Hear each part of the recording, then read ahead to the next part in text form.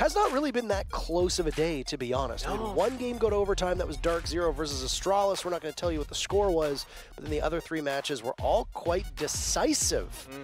Will we see a tense battle between these two teams? Spacestation loves overtime. Spacestation like Spacestation love overtime. Neither team loves Skyscraper though. Hold on. 2 seconds away. Do we break the streak? Nook.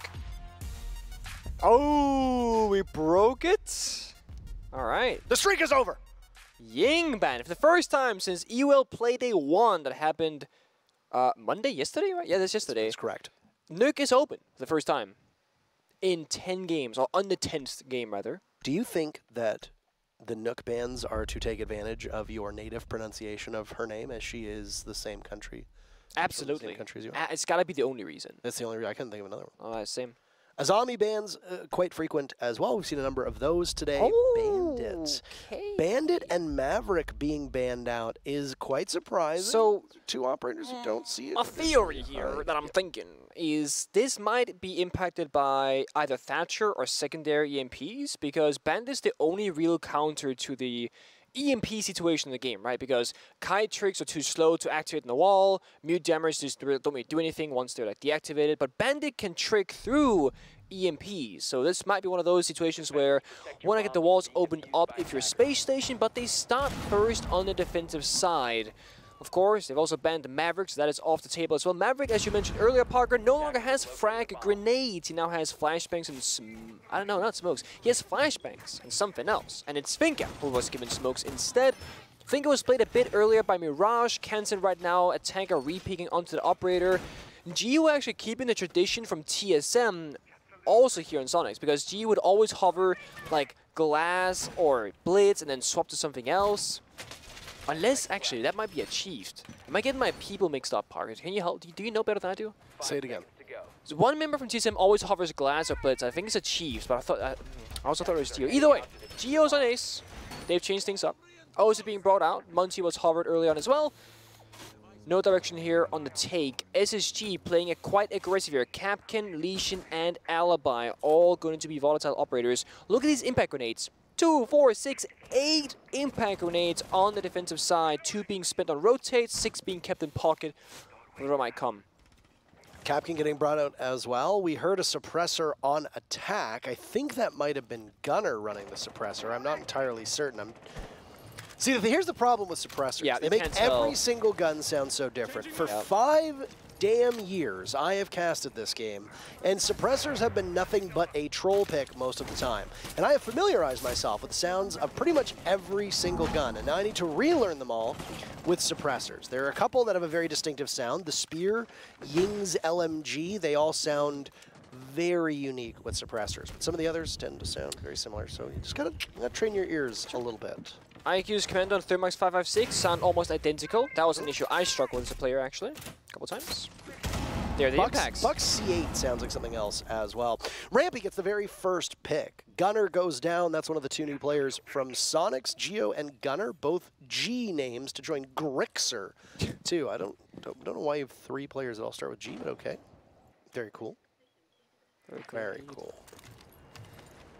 Slow round. As Soniqs have lost a member, they're now slowing down the pace here. It's Ossa off the board. Those shields are no longer in play. And there we see Bosco with a nice crouch peek onto Rexon. We're going to have 5v3 in this kitchen defense. That's a unique sounding one as well. The Storm with the suppressor on it. Soniqs often live and die off of their top fragging players of Grixer, Kansan, and Rexon. It's usually Yeti and Super who would be on the bottom of the score sheet. How can Gio and Gunner add to that? Through round number 1, we're only going to get to see the impact that Gio can have, trapped inside a kitchen right now with his old teammate of Bosco not too far off. Storm will continue to fire away. Diffuser getting planted by Gio, and Adrenal Surge goes out. Bosco will have to take the engagement on his own. Gio, hello? No cover? Nobody's watching whatsoever. So the Soniqs forfeit that Diffuser. Grixer goes down too, and suddenly SSG, who've only suffered a tiny bit of damage to Hot and Cold, are in a 5v1. 30 seconds to go. Kansan, can you find any kills? Will they be impactful? That's the question. No, they won't be. Not even a single kill found. A flawless round from Space Station to start off this match, and that's a statement. I was thinking that Geo had some like big brain play, like some sort of like good cover to bait in Bosco or something, but there just wasn't any cover being had, and he stuck it all the way down to the last 2 seconds or so on that plant time. It got taken out. It's a flawless for Spacestation, looking good in this first opening round, of course. Playing defense, in my opinion, is always a little bit easier to start off with, as you can just kind of set up your, your map, your reinforcements, your utility, and then just see what the enemy is doing and then react upon it. It's always easier to be the one setting up problems rather than to be the problem solver. And that's pretty much how defense and attack works in Siege, where when you're in the attack, you can just solve all the problems to find the solution to win the round. As a defender, you put up as big of a problem, as complicated of a problem as possible, to then make it more difficult to attack against. I believe we're having a quick rehost. I didn't really realize that was happening, but I think we are, so we'll get back to you in just a second. For now, we can look at our beautiful players on the stage, or a replay here of what just happened in that previous round. These are our highlights powered by Predator, and that is the rehost screen. True. And those are our players. People in Vegas, and now we are back. Oh, that's the players in Vegas. Those are the players in Vegas. It's just having a great time there. Laughs across the entire board. Smiles from Lycan and Yeti. And something that SSG has always been known as a quote-unquote like emotional team. I don't mean that in a negative way. Here we go. But just like there's always been an outpour of emotions when they're winning, when they're losing, etc. Frustrations, happiness, whatever. And one thing that Yeti is known for as a teammate that I've heard a lot of time, he's a good vibe. Happy guy, good motivation, be like, come on boys, we got to pick it back up, etc. Brings discipline to the table as well. And I think a team like Spacestation could really benefit from this. So I do think that from a vibe check standpoint, Yeti makes a lot of sense on paper, and I'm seeing smiles already across the face of these players. So maybe already now, like, we're influenced, we're happy, we're doing good, we won the first round. This rehost, they're not even fazed by it. They're happy with this.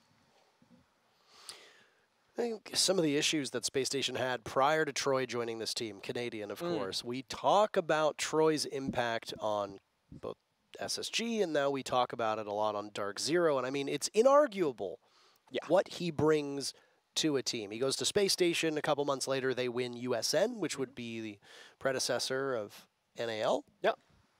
Then they go on to win the Six Invitational. Yep. Then he goes to DarkZero after Spacestation has some internal issues, maybe not the success they were hoping. And it takes some time for them to adjust to Troy's system on DarkZero, and then suddenly, DarkZero are now a major winning team. Yep, Charlotte Major.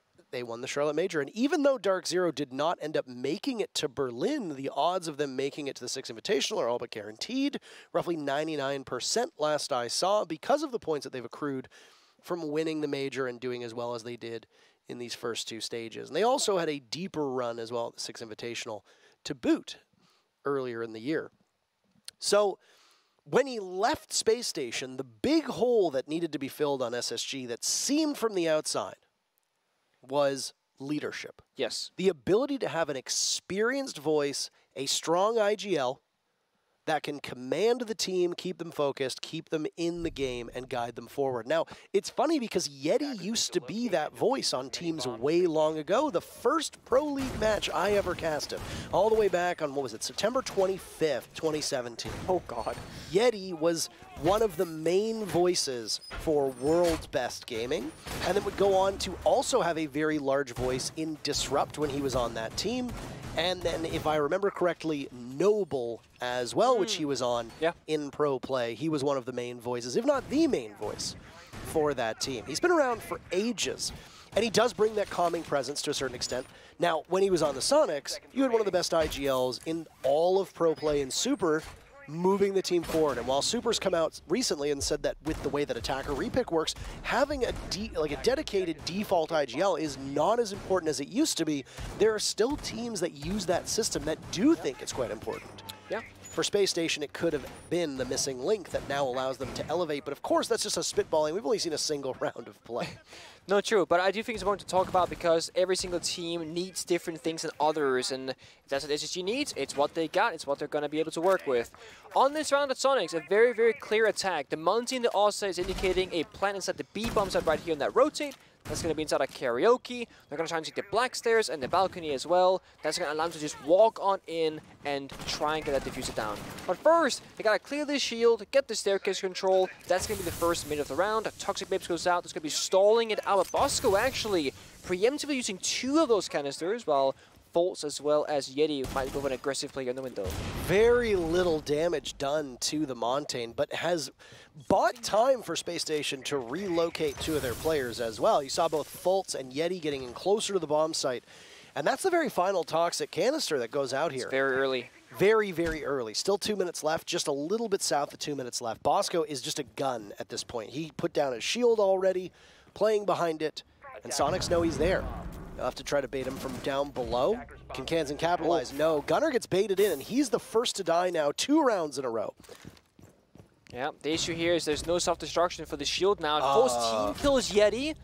Kansan finds 1 apiece. That is very, very bad. Soniqs have just suddenly taken over this round. They lost Gunner. And just a bit of sloppy effort. The grenade from Kansan finds its mark on the Rampy, and now it's hot and cold in a 1v4, lurking down below as Mira, a 3-armor operator with a gun that will run out of bullets very quickly. There's one inside a restaurant through the table. Beautiful shot from Hot and Cold. Grixer is down, but Houghton, I don't know what he was thinking here. By the way, Geo has the diffuser, and they have not planted it yet. There we go. A little bit of area opened up by Houghton, making noise down below. Geo decides to forfeit the diffuser, goes for it again. Nitro cell ripped by Houghton. Geo gets off of the plant. There it goes again, but Houghton gets stunned by one of those concussions from Rexen. Looking for the default spot that they think Geo might be in, but they're looking in the wrong area. Hot and Cold will now have to deal with the 40 seconds left, but he can't even get up to the top of the stairs because Rexen makes him pay, and the Soniqs answer back. We didn't see exactly what happened, but that seemed to be a very chaotic round, right? The team kill, the Bosco one-tap, no grenades from Soniqs on the balcony, which means that shield that Bosco was on couldn't quite get cleared. And yeah, something must have gone very, very wrong for that to happen, but it is what it is. It's 1 round apiece as Soniqs comes out victorious. That Monty attack that we just saw is like the cookie cutter standard way to attack that bomb site for many, many teams. Yet it seems like there aren't that many answers for it right now. I mean, Bosco tossed out all 3 Toxic Babes in the first 45 seconds of that door being opened up. That's going to mean that once the Monty walks in, it's just free takings. Even though the shield was still alive, things just fell apart. So now, SSG, they need to assume that there's a chance Soniqs might do it again, have a counter for it, otherwise they can lose the exact same way twice. Soniqs, however, same story. You should never attack the same way twice because then your enemy can get ready for it. So it looks like they're going to be changing things up here. Gurks are going to be picking up the Twitch, and Geo going from Blackbeard to Ace again with these shenanigans. Always hovering in a low pick rate operator and change to something else once these all 4 teammates they get what they want. That way there's no double picking on those specific operators. Don't demean it to shenanigans. Shenanigans, some tomfoolery, if you will. Goyo is an answer, I suppose. I like tomfoolery. Chicanery is another good one. A word that is quite relevant right now, given what happened at the Emmys last night, or 2 nights ago, where Better Call Saul has now been nominated something like 46 times for an Emmy and has not won a single one. Oh. It's nonsense. Oh. Absolute nonsense. Either way. For those TV snobs out there that realize, by the way, that award shows are utterly meaningless. They are. It doesn't matter if it's the Grammys, Oscars, etc. It's all just a dog and pony show. That's it. Anywho, that's just a rant for another day. Sure. You know? Double summer charge opens up the geisha wall. Foltz is trying to try and stick around and get at least 1 drone worth for his trouble. But the Soniqs, they have rotated around to the 1st floor area now. The restaurant kitchen, try and take more control. Probably rappel up later on to take advantage of the breach, but not for now. It really is a trip seeing suppressors be used as often as they are. My brain hasn't really adjusted to it just yet, Nick. I keep thinking, just going back to the old times of them being a funny ha-ha, yeah. Why are we running this? Either way, Yeti's been downed. He's not sure how he's been downed. That's the thing. Yeah, I don't know where he was that he got shot. He might have got shot through garden window, but I don't know if that's the case. Either way, grenade goes out. Kansan will continue to walk up the stairs, back stairs, but there's one of those Goyo canisters that have been blown open. Having some difficulties to get the Gemini out and gain more information for his team. Just a little bit over a minute to go. Nobody has perished, and Yeti has been retrieved from the dead. that he has. No C4 in pocket. There's only Hot and Cold, who's not downstairs right now because this is where Kansan and Soniqs are instead. Minute to go, 2 Toxic Babes and Bosco can slow down the attack even further, but Soniqs, they've gotten almost all the positions they would like to have. Side rappel, backstairs, droning up the red stairs right now. They can start making their approach in just a second here. Grixer has 2 smoke grenades. It's gotta be utilized to cut the lines of sight to enable Geo in towards the bomb site. All right, well, there goes Fultz. Gunner taken down. Gunner has not been successful in his roles at all. He's been the first to die for Soniqs every single round, despite the fact that Soniqs drew first blood onto Fultz early on. No mistakes for Space Station so far, no team kills. Geo credited with that Goyle Shield blowing up and killing Bosco. That was a bit of the defender's utility used against them. And after he's done that, he seeks some safe place inside of the bomb site, but Rampy sees him. An easy push from over by Geisha. Space Station have now got the diffuser down, so Soniqs will need to retrieve it. Kansan is in doing Kansan things. Missed opportunity onto the Mira. Now it's Rexon to take some serious damage. Kansan dealt with quite admirably by Hot and Cold. Diffuser being planted by Grixer, and it's Hot and Rampy in a 2v2, but Hot stops it in its tracks. It's Hot and Cold, but it was Hot that round. Hops onto the diffuser, and an easy disable is had for the Space Station to go up 2-1. Huge round there from Rambi and Hot and Cold, playing their position so patiently. Rambi was tucked inside the Geisha hallway, and, well, Soniqs did not know, so he could swing out right here and get the kill onto Geo, the only member who was in a position from SSG to do so. Hot and Cold didn't see the second person there on the plan. That was Grixer because they were stacked on top of one another. SSG to come out victorious 2-1 as round 4 is underway, and they're hovering Barbecue Kitchen, which is where this game started off with that flawless victory for the defending team of Space Station. We see the Soniqs have a better way to attack at this time, because last time they seemed a little bit lost, didn't quite have a solid direction. It was Gunner who got picked off early, 2 rounds now out of 3. All right. Back downstairs to Barbecue and Kitchen. The same 2 bomb sites trotted out time and time again. When, oh when, are we going to see a bomb site on the east side of this map? That is the real question. Well, if we win this round, sorry, if SSG, that's not we, if SSG wins this round, we have to. So that would be win. Quite literally. Have you ever heard of a rhetorical question? No. All right, well, it's a good time for you to learn. Feel free to educate yourself. I'm sure that your tablet Oh, I right have to educate myself? Yeah, I'm not doing the legwork for you. Damn. I thought we were duos. The duo. A duo. I'm not to tell you that I said it rhetorically because A, I already knew that based on the way that the bomb site cycle is going, but also more to underscore the fact that every single bomb site we've seen so far has been on the west side of the map. Either way, it feels like the joke is now ruined. I'm sorry. So that's my bad. That's I ruined things. The Nitro Cell that gets tossed out as a small opening is already created in the hard destruction, leading into the top of lobby. Nitro Cell worked out quite effectively. Space Station seemingly moving their chips and their pieces closer to where that main point of contact might come from. Maybe they want to stop the Soniqs before they can get into the building. Seems to be the case. Hot and Cold again, as always. 1 floor below his opponents. No C4 in pocket this time. He's on the Lesion. He's no longer on the Mira. Still using suppressors. SSG might be the team using the most of all so far that we've seen. As it really is a personal preference whether you want the suppressor or not. You do get a bit more recoil, but you don't have any indicator where you get shot from. There's less sound, etc. There are a ton of upsides now as they got buffed in this most recent patch. So 50-50 on that, if you will. Some guns have too much with it, some guns are fine. Kansan making his way through the building right now, trying to get some more control. Hot and Cold being patient as ever, waiting for the perfect flank opportunity, which has not yet presented itself. Well, lots of patience between these 2 teams. Not anywhere near as aggressive on defense as we've seen from some of the squads that were playing earlier on. Instead, Space Station showing off that hallmark patience that they've done many times before. A run out from Bosco is stopped by a Claymore. This is a similar position to where he was in previously when Geo walked in, tried to plant, but Bosco was able to walk in for free. Space Station have not given up their clutches on that top floor one bit, so they still hold on to a good amount of map control. And they greet the Soniqs in two ways, both with headshots, as Grixer and Geo are down for the count. Again, G players being the first to die, but it means that Gunnar is still able to make an impact, searching for his very first kill on the Soniqs. Hasn't been able to be found just yet. I guess that's part of the problem when you're a main point of entry, Nick. Oh, it is. When 20 seconds left, we gotta go fast on this because we got no real way in, no real breach. Yellow, red ping comes out. Good kill from Rexon. They gotta need more.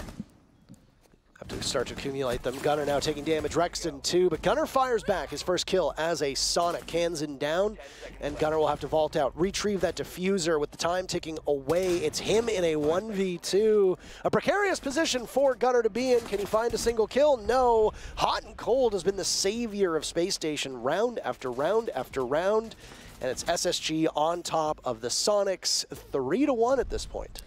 It's a familiar storyline because Hot and Cold in the NAL usually performs extremely well. But the question mark usually comes when Space Station makes top 4, they go to international tournaments. That's where Hot and Cold kind of cools off a little bit too much and where that aggression kind of stops. At the very least, gets punished by the opponents. But so far in these first 4 rounds, he's been looking mighty fine. 7-1. On the board, and let's say he hadn't gotten a single kill. Rambi 2-2, Fultz 1-3, Bosco 1-2, Yeti 1-3. No one is really gonna be picking up the slack right now if Hot and Cold wasn't. However, right now that's fine because he is putting up those numbers. Soniqs, of course, gone a bit of a slow start, been the early death 3 out of 4 rounds so far, and Geo following shortly after as well a couple of times. We are now on the east-hand side. We are upstairs in the exhibition office area, if you will call it that. We're going to see if they can come out victorious or not. Mira being brought to the table, Yeti on the Warden as well, in case those smoke grenades to come out into play. Whoa, we're on the east side of the building. Whoa. Right, it's almost like they won the last round. all right, knock it off, smart guy. We get it. Mirroring though on the interior of the wall to see outside on the soft wall leading to the balcony. And a second mirror overwatching garden or terrace, whichever way you want to call it.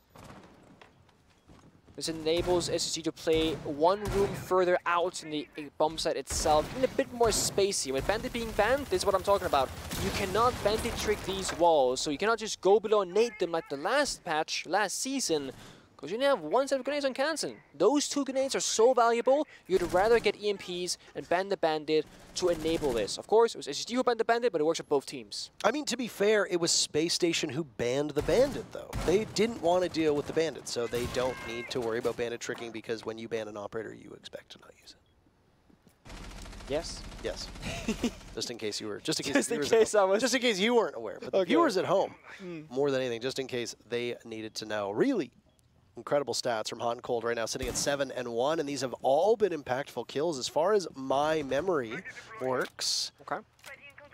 Nestled over by the wall into office that's been opened up. Safely playing by the mirror window.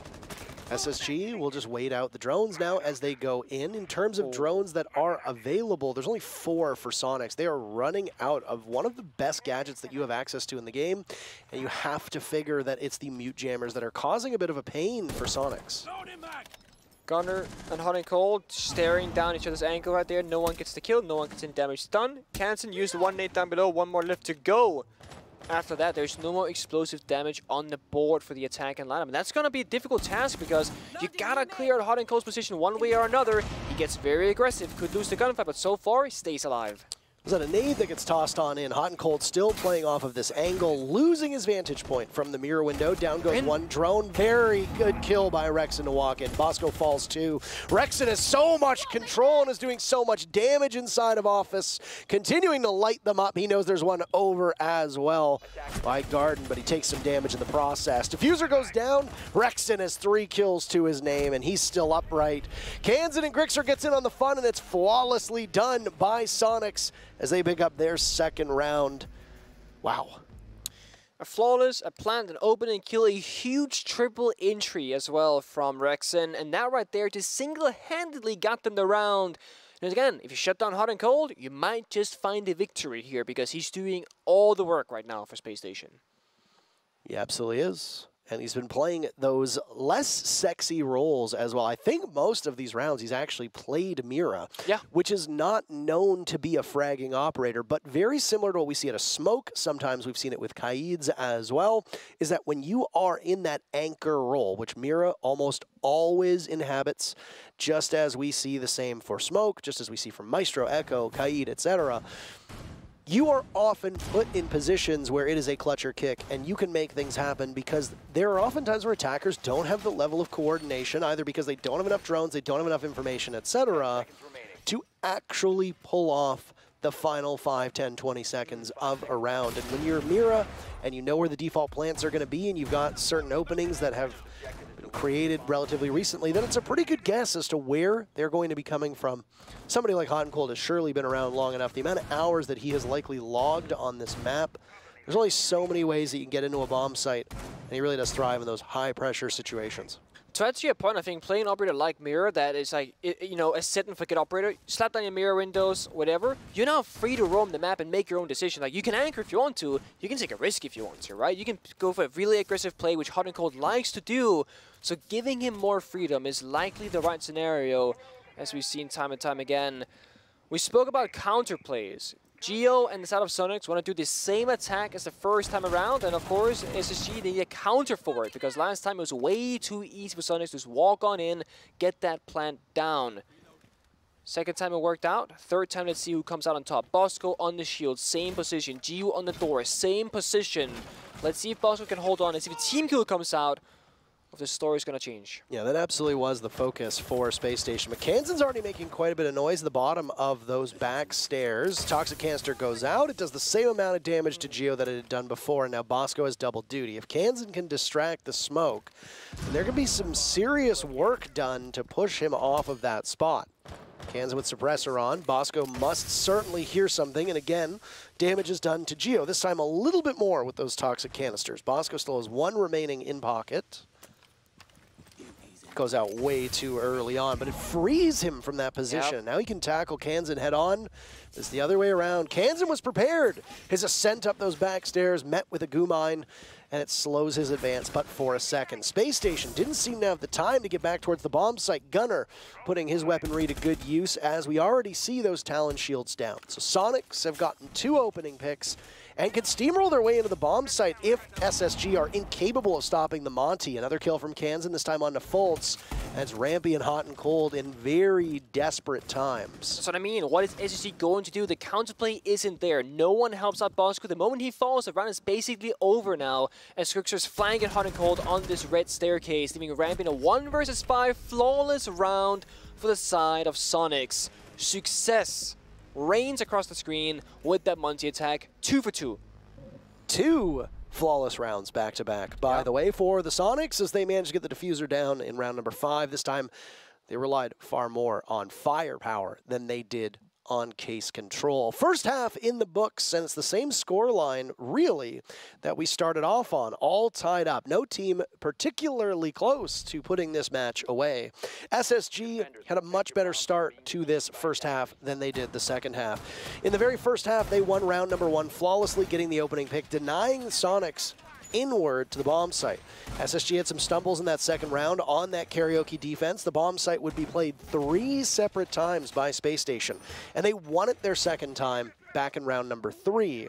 Despite that, the Soniqs were able to get the diffuser planted 3 of the 6 rounds and got first blood on 4 of those 6 rounds, while doing so en route to 2 flawless rounds in rounds 5 and 6.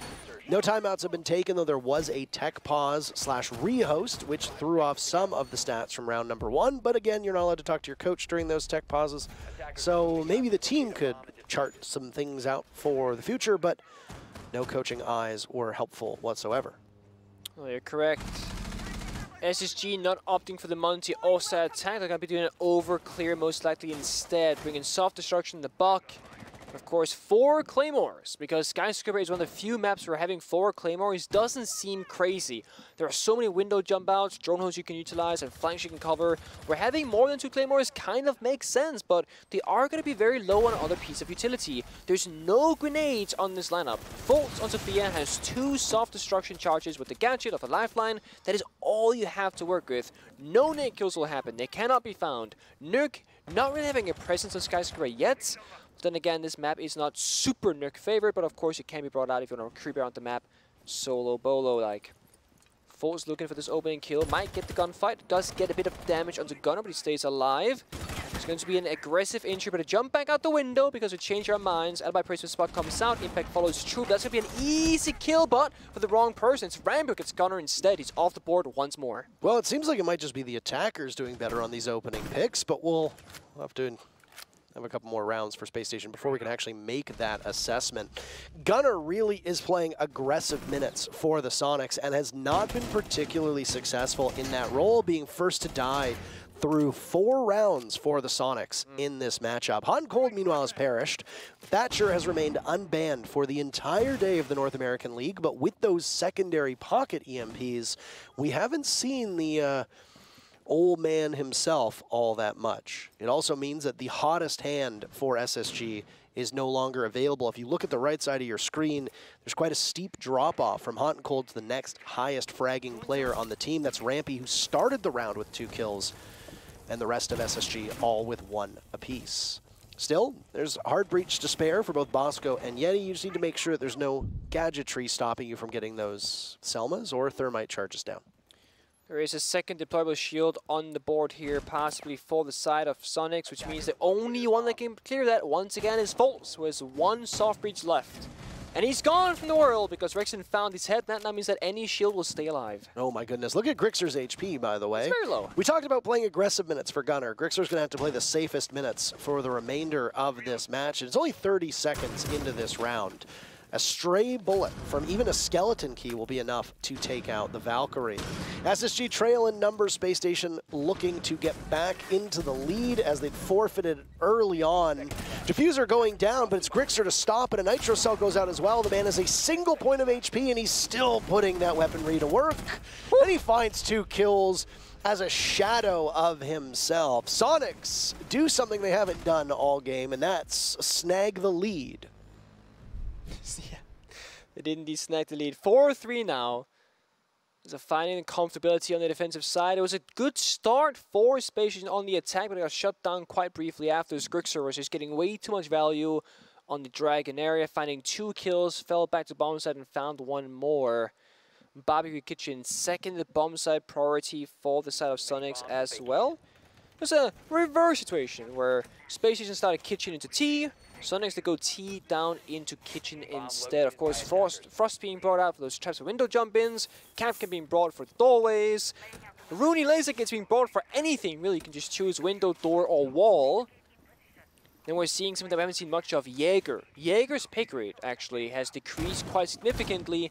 The few times we have seen Jaeger, most pros always talk ill of the weapon, saying it's a weak gun, has too much recoil, only got that 26 bullet count nowadays. Jaeger really has kind of fallen off, if you will. Ash had a similar story the last 2 years, but with the recoil changes this season, seems to have been picked up a little bit in popularity, as the R4 is a bit more forgiving now than before. Yeti's opted for the Dokebi with the EMP grenades.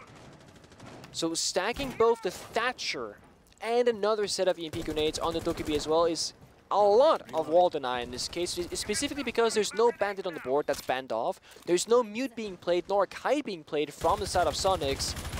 So you got a ton of EMPs, but not much to do with them really, value-wise. I suppose you could disable ADSs if you wanted to.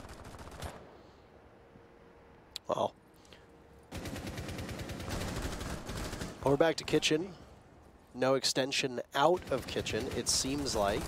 Right now, this map control from above. 4 players from the defense of Soniqs are currently over top of this Kitchen and barbecue bomb site. Bullets being dumped into the deployable shield with Jaeger just sitting, waiting patiently. Geo almost ready for them to come on in. neither of the two newest additions from Soniqs, for the Soniqs, have done much on the score sheet. Same with Yeti on Space Station. And I mean, that stands to reason. These are not necessarily on fragging roles. When Super and Yeti got moved off of the team, Super played largely hard support on most of the maps. Yeti played flex support as well. You'd often see Yeti playing that Maverick role, for example, who SSG actually banned out, obviously not to counter Yeti, as he's now on their team, but to counter what Maverick can do to this map. And he is a very powerful operator because of so many of those walls that are played off-site with a Mute Jammer, a Kaid Claw, or those Bandit batteries.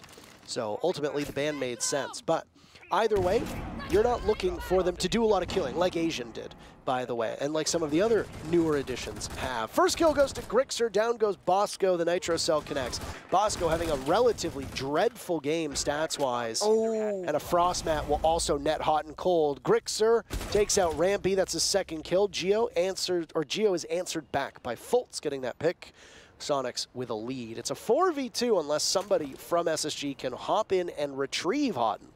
If not, he will continue to bleed out in that bear trap. Yeah, Kevin Trap also went off earlier on, so a ton of trap damage being dealt, and Gunnar does finish off Hot and Cold in that bear trap, which means it's a 2v4 with both members of SSG so low on HP. It's going to be hard to fight back against full health Soniqs. Yeti taken out by Grixer. Third kill for him. This old cast of Soniqs, the three longest standing members, are putting in work.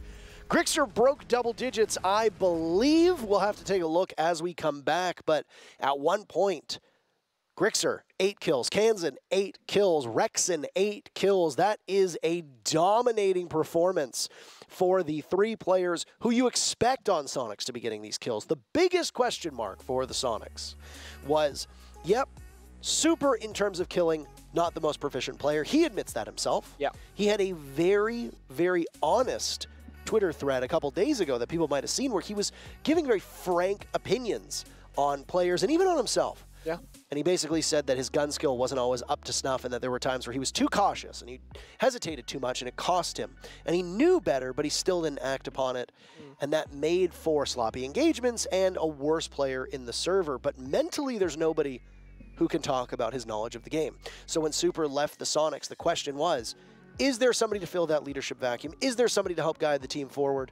Well, right now, as the Soniqs are up 5-3, it sure seems like leadership wasn't necessarily their biggest struggle because you're getting an awful lot out of these fraggers. And no, I was wrong. They didn't break double digits, but Grixer and Kansan are all at 9 kills apiece combined for 27 kills in 8 rounds. It's impressive. It really is. And, I mean, you can almost argue that we're back where they were before because Gunnar is in 2 and 4, Geo's on 1 and 4. It's like that's like the old like super stat line, right? Where like you get 1 or 2 kills and you vibe. But when Rexen, Grixer, and Kansan, like the trio are doing this, it really doesn't matter what is happening right now. So imagine Gunnar had a bit of a better game. Imagine, honestly, I want to take a step back here. Geo might be 1 and 4 statistically. He's done such a good job on both the hard breach and the Munty when they're on the attacking side. If anything, it's just Gunnar falling a bit behind, dying early. But Gunnar's also doing the injury job. He's just not finding the success there so far, but his teammates, they are off that, so not the end of the world. If anything, I'm more concerned for Space Station. They're in a similar boat where, again, Hot and Cold on 7 kills. He's been on 7 for a while. He's been slowed down. Rambi on 4, then we jump to 2, 1, and 1. It was a steep decline. I certainly don't want anybody taking from what I said that Super's not good or Geo's not good, Gunnar's not good, Yeti's not good, etc. That absolutely wasn't the point I was making. The point is that once you enable the entry players, or if you're on defense, the roamers and the players that are going to be playing those more aggressive spots, as long as you can get the most out of them, it's really going to help your team. And it certainly seems like the Soniqs have not had that fall off. I agree with you. And I think a lot of people, they were curious about, will Soniqs be as strategically advanced as they were before? I will say from their attacks on Skyscraper, they look quite confident in what they're doing in the server. So kudos to them for doing a great job, even without Super in that department. He is the general manager as far as I'm aware, so he still has some insight on them day to day. And he also, like I believe Skies and Laxing, is currently co-streaming. So he can give insight into the game. And this team in particular, it was a failure of that first Electroclaw.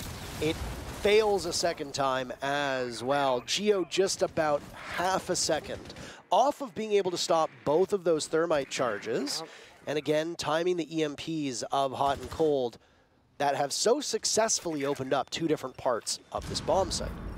They have. That's again like the bandit ban from SSG really coming to play now because, you know, the timing with Kite is a bit more forgiving as it has a longer charge up time. Rexin down below and Gunnar is up above. We're holding on right now. We're not giving up the ground for free. We're waiting for a drone, waiting for an engagement because we need to hold on as long as possible. Gunnar, with this Wamai, can actually play quite comfortably inside the Dragon area because with those discharging up over time, nothing's really going to stop you right now from being here, especially because there's no frag grenades on the attacking lineup again. Fultz will inch ever closer. It's been a very quiet game from him on these entry rolls on attack. He simply needs to pick it up to help the rest of his team and maybe rely off the rest of the team to help him guide forward. Yeti, a kill on to Gunnar. That's Yeti's 2nd kill, and it's a swing from Rexin capitalizing. When you're playing like Rexin is right now, you can take those chances, but Hot and Cold makes him pay for it. A vault into the window might be had, but keep in mind there are those bear mats still in play. And SSG haven't exactly had the best success of looking down. Kansan trapped onto the stairs. They'll dispatch 2 separate players to take care of him. It's Yeti to capitalize. Geo, meanwhile, gets one of his own, but it's Houghton to stop him. Grixer will now need to clutch in a 1v2. He sees the gun barrel of the Zofia, waiting for her to come on through. Stops him and extracts! But Yeti is there to get revenge against his own team. It stops the Soniqs from going to match point, and there's some life in Space Station yet. I want to say they played the 1v2 quite beautifully because they peaked at the exact same time, so the flick was almost impossible. The time between each shell in the shotgun does not really allow for that big, or that quick rather, of a kill, and therefore they secure it. If they had been half a second slower with the peaks, Grixer right there, he seals the deal with the shotgun, but because the timing was so tight and so well timed, it works out for all the attackers. It's a huge round. As now SSG can still make a mistake, they can still lose one more round and force it out into OT worst case. So they buy themselves a bit of breathing room here. Speaking of Ash, Fultz is showing it. And speaking of the tweeter vote, Who's winning? Who do you think? I think Super. I think it's Space Station. Oh, it's probably, actually, you're probably right about that. Because it's I don't know. Super's like an impression tours. magnet. Oh, that was close. You were right. You were right. I was right, wrong. but I bailed out. I changed my vote, so like I was only half right. I mean, you were right at the start. I was right at the start. At least you were more right than I was. I wasn't right at all. I suppose. Either way. I really liked Jesse's comment about the evil genius on the desk. I thought that was rather hilarious as the person who was stopping them from finding that success. Poor Troy. Oh boy. We spoke about the good old days in Rome when we were there together. It was a good time. Yeah, I'm glad you had fun in Rome. Thank you so much, man. Appreciate it. I mean, it makes sense that you finally got to go to Italy because you sure didn't qualify for Milan. Okay. Another event where EG got slapped around. That's the infamous round. Why are you coming at me? Like, I'm sorry. I don't care. I know. You're fighting Troy's side, so I'm fighting my side. I'm not fighting Troy's side. I was cheering for Empire. I wanted the call. I wanted the call for Empire to win. I got it. That's all I wanted. Anyway. Yes, the infamous White Stairs call. Could you imagine if on the rework of Oregon they'd taken White Stairs out? I think there would have been. I would have lost. I would have protested. Oh my! My heart. Fultz almost hops into a bear mat, but instead, as they move towards Samurai, he manages to keep himself intact. Mind you, all it would have cost him was a good portion of his life because there was no follow-up from Soniqs, and there were 2 players from SSG nearby. IQ is an operator who've actually seen a fair amount of play today. And that, once again, goes to the fact that you now have a couple free slots. You don't need a Finka every single round. You don't need a Lion every round, even though his pick rate has surged. Dokkaebi has been brought back into the meta. Osa, of all the operators, has been quite prevalent as well, in large part, I think, because of those secondary EMPs. Yeah. That can replace a Thatcher, should Thatcher be banned, but then yet again, there has been no Thatcher bans. Nook has been banned every game except for 1. That was today's match, where it's Ying and Maverick that will not be in play. Ying herself also brings a ton of utility. Fultz, come on! How does that happen? Looking the wrong way, a little bit too fixated on the defender playing inside of the bomb site. And there's Gunnar on a flank to take one down and heads for the hills. All the while, Geo falls to Rampy. What a mess. What an unfortunate turn of events here. SSG, they're still holding on. Yeti on that window, held a side, can cut the bomb set in half somewhat, but the rest of SSG needs to push up one way or another. Hot and cold being gone, that means the Oscar shield cannot be moved. EMPs cannot be spent. Gotta frack their way in. It's Rampy taking charge now as SSG starts to mount up these kills. Grixer has a cross in a similar spot. There wasn't much left of Fultz. His HP had been removed in the bear mat. Now it's Grixer's time to flank around. Rampy taking damage, another for Grixer. He's the secret weapon. Yeti's coverage not good enough. He's still on the wire. He'll have to swing on in. And as he does so, he only has 5 seconds to get the diffuser planted. The last 2 players from Soniqs just need to wait him out, and they will do so. Soniqs move to match point. Getting close. They can feel it. And look at that. We got the hand claps. We got the shouts. We're feeling good over here right now. What started with smiles across Space Station's face have turned now, as things are looking a bit dire. Of course, Spacestation can still force OT, go 6-6, and see if they can take it when it matters the most, when it's the closest they can get. Or at the very least, steal 1 point off Soniqs by not giving them a regulation win, because every single point can matter at the end of the stage in, what, in 8 play days from now. We'll see what they can do. Kitchen, bomb side, could potentially be our final defense. We're going to see the Capcan being brought out again, and the Frost is doing so much work this game so far. This is the 3rd Frost mat, essentially, that's been hit their mark so far. Our European co-workers call them POG mats. Yeah, POG mats. POG mats, as they call them, because it does elicit a POG from the audience whenever an attacker happens to not watch their feet. There's Fultz both times last time as well. He jumped in the window in the very beginning, almost got his feet chomped off, and again he backed up into the frost trap later on. And I feel bad for him because... What are the odds? Like, his teammate droned the window the first time. Clearly they forgot to tell him, or they just didn't see it. And then the second time they also put down the shield. It was hot and cold, and he didn't see the frost trap right behind the shield either. So it was like Fultz, it wasn't really his fault, so to speak, but he was just like the victim, if anything, twice. Or he was just so fixated on what was happening in front of him that it didn't even occur to him that he was in such close proximity to that dragon window. Either way, that's that round in the books. 2 minutes and 30 seconds away from the Soniqs putting Space Station out of their misery. SSG, I don't know exactly what's going on behind the scenes with the team. Yeti has picked up the pace. Bosco is now at the very bottom of the score sheet. Again, on oftentimes very unforgiving roles, those unsexy roles as we refer to them as. Someone's got to do it. Absolutely. As the pitter-patter sound of the commando with the suppressor on. Rampy heading in first. He had backup. Rex in a one-man stand inside of Drum. This is a kitchen defense down below, that kitchen barbecue site. Yep. So far been a pretty stable one for the defender, is finding success time and time again besides a single round, so 2 for 1 currently.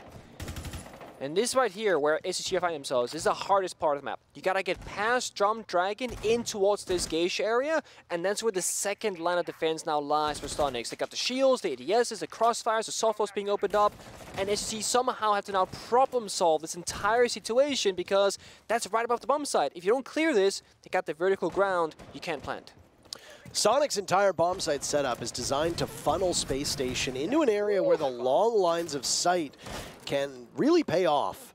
But those lines of sight work both ways, and as you can see, as Geo takes a bunch of damage, that Space Station are very aware of this. It's a standoff with Geo watching Yeti on rappel. He doesn't know exactly who it is. Another E1D will be burned to keep Soniqs in place.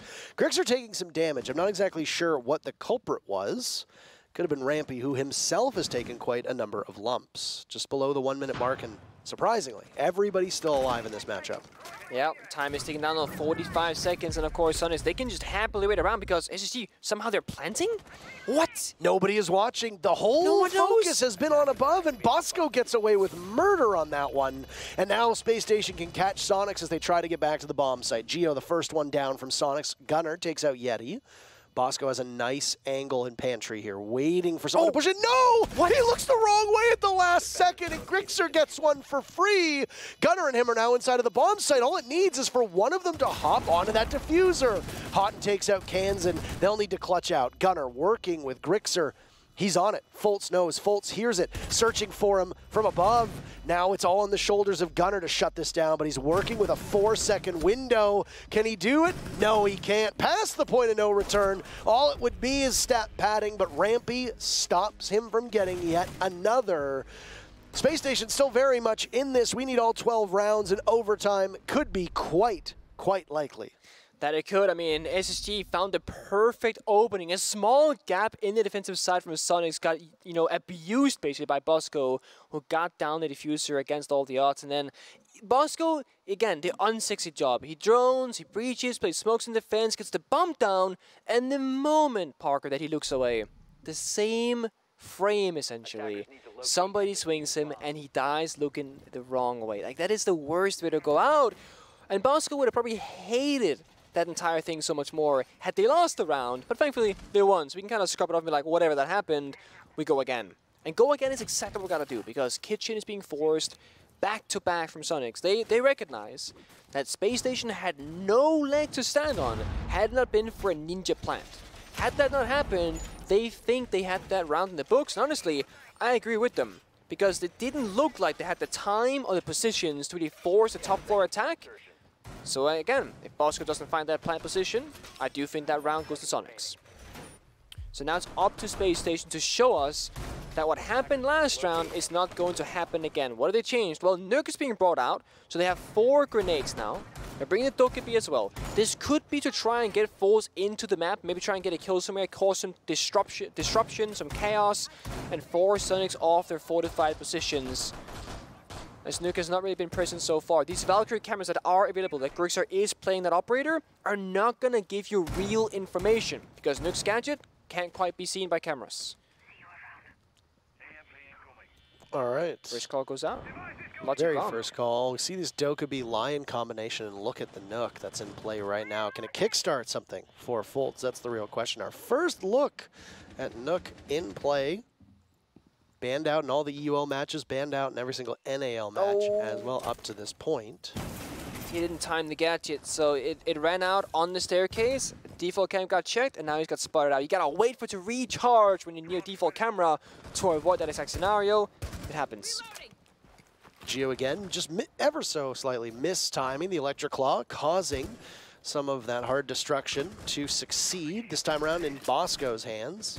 Instrumental in the previous round, and this is again where it comes in. Yeah, he's 1-9. That is not a great score line, but he walked the diffuser in and took advantage of a blind spot for the Soniqs. Gunnar goes down again, the first to die for Soniqs. This is a worrying pattern given his position on the team. Rexon could have been the one to fall as well, but it's Fultz in the grave as Kansan fires back, and Soniqs have kept the numbers close as we hit the halfway point of what could be the final round. Yep, Nuke is gone, so the nades, of course. Rampy has 1 left in his pocket, but 2 members of Space Station are low on HP, and add a 3rd to the tally. C4 comes out, gets shot midair. Good call from Rampy, wouldn't have killed him regardless.